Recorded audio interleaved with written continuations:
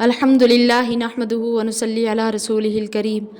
رب اشرح لی صدری ویسر لی امری واحلل عقدۃ من لسانی یفقہوا قولی۔ ان آیات میں کچھ ایسے کمزور مسلمانوں کا ذکر کیا گیا ہے جنہوں نے کفار کے ظلم سے تنگ آ کر اللہ تعالیٰ سے دعا کی تھی، جس کی قبولیت مسلمانوں کو جہاد کا حکم دے کر کی گئی ہے اور ان کی مصیبتوں کا فوری خاتمہ کیا گیا ہے۔ اعوذ باللہ من الشیطان الرجیم، بسم اللہ الرحمن الرحیم۔ وما لکم لا تقاتلون فی سبیل اللہ، اور تم کو کیا ہوا کہ نہیں لڑتے اللہ کی راہ میں، والمستضعفین من الرجال، اور ان کے لیے جو مغلوب ہیں مردوں میں سے، والنساء، اور عورتوں میں سے، والولدان الذین یقولون، اور بچوں میں سے جو کہتے ہیں ربنا، اے ہمارے رب، اخرجنا من هذه القریۃ الظالم اہلها، کہ نکال ہم کو اس بستی سے کہ ظالم ہیں یہاں کے لوگ۔ کیونکہ مکہ میں ایسے کمزور مسلمان رہ گئے تھے جو جسمانی کمزوری اور کم سامانی کی وجہ سے ہجرت نہ کر سکتے تھے، اور بعد میں کافروں نے بھی ان کو جانے سے روک دیا اور طرح طرح کی تکلیفیں دینی شروع کر دی تاکہ یہ لوگ اسلام سے پھر جائیں۔ تو ان مظلوم حضرات میں سے بعضوں کے نام بھی تفاسیر میں مذکور ہیں، مثلا ابن عباس رضی اللہ عنہ اور ان کی والدہ رضی اللہ عنہا، سلمہ بن حشام رضی اللہ عنہا، ولید بن ولید رضی اللہ عنہ، اور ابو جندل بن سہل رضی اللہ عنہ۔ تو یہ حضرات اپنے ایمان کی پختگی کی وجہ سے ان کے ظلم و ستم کو جھیلتے اور سہتے رہے اور اسلام پر بڑی مضبوطی سے جمے رہے۔ تو اللہ تعالیٰ سے ان مصائب سے نجات کی دعائیں انہوں نے برابر جاری رکھی۔ آخر اللہ تعالیٰ نے ان کی دعا قبول فرمائی اور مسلمانوں کو حکم دیا کہ وہ جہاد کر کے ان کفار کے جبر و تشدد سے چھٹکارا دلوائیں۔ تو اس آیت میں ذکر کیا گیا ہے کہ ایمان والوں نے اللہ تعالیٰ سے دو چیزوں کی درخواست کی تھی، ایک یہ کہ ہم کو اس بستی سے نکالیں، اور دوسری درخواست کی وَاجْعَلْ لَنَا مِن لَّدُنكَ وَلِيًّا، اور کر دے ہمارے لیے اپنے پاس سے کوئی حمایتی، وَاجْعَلْ لَنَا مِن لَّدُنكَ نَصِيرًا، اور کر دے ہمارے لیے اپنے پاس سے کوئی مددگار۔ تو چنانچہ اللہ تعالیٰ نے ان کی یہ دونوں باتیں قبول فرمائی ہیں۔ اس طرح کے بعض کو وہاں سے نکلنے کے موقع میسر کیے جس سے ان کی پہلی بات پوری ہوئی، تو بعض اسی جگہ رہے یہاں تک کہ مکہ فتح ہوا۔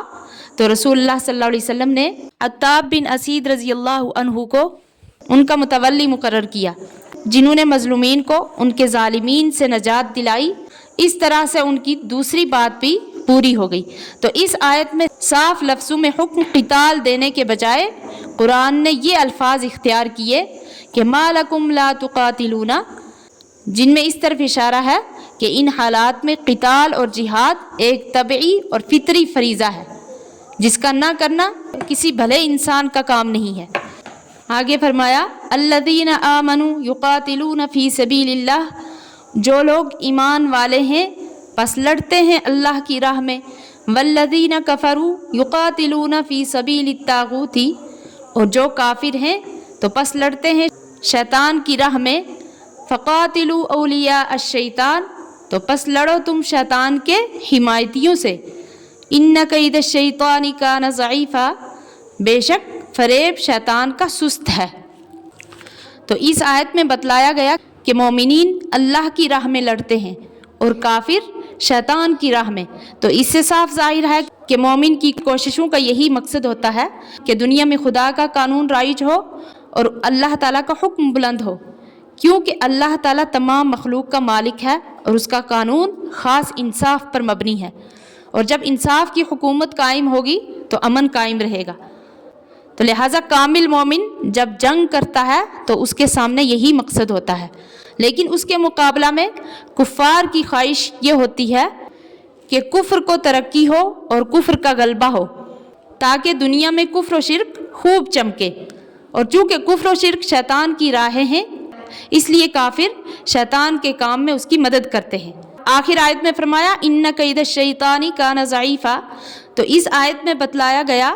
کہ شیطانی تدابیر کمزور ہوتی ہیں جس کی وجہ سے وہ مومنین کا کچھ نہیں بگاڑ سکتا۔ تو اس لیے مسلمانوں کو شیطان کے دوستوں یعنی کافروں سے لڑنے میں کوئی دیر نہیں کرنی چاہیے، اس لیے کہ ان کا مددگار اللہ تعالیٰ ہے اور کافروں کو شیطان کی تدبیر کوئی فائدہ نہیں دے گی۔ تو اس آیت میں شیطان کی تدبیر کو جو ضعیف کہا گیا ہے تو اس کے لیے 2 شرطیں ہونی چاہیے جو اسی آیت سے سمجھ میں آتی ہیں۔ ایک یہ کہ وہ آدمی جس کے مقابلہ میں شیطان تدبیر کر رہا ہے